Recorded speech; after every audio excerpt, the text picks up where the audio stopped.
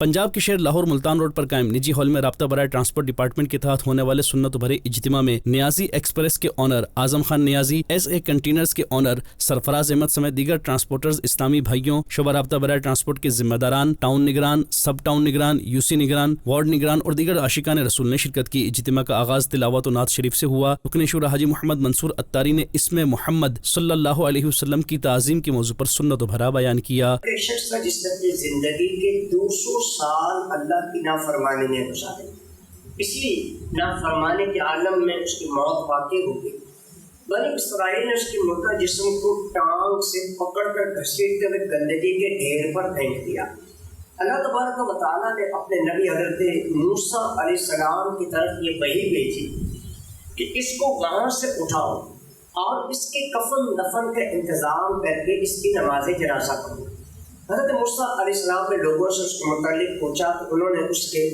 بد کردار ہونے کی گواہی۔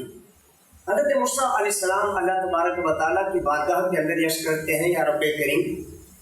بنی اسرائیل تو اس کے بد کردار ہونے کی گواہی دے رہے ہیں،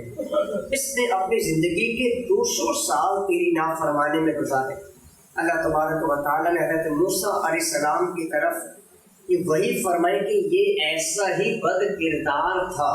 مگر اس کی یہ عادت تھی کہ جب کبھی توراہ شریف پڑھنے کے لیے کھولتا تو محمد کے اس میں گرانے کی طرف دیکھتا تو اس کو چوم کر اپنی آنکھوں سے لگا لیتا، ان پر درود پاک پڑھتا۔ میں نے اس کے اس عمل کی قدر کی اور اس کے گناہوں کو معاف فرما کر اس کا نکاح 70 حوروں کے ساتھ کر دیا۔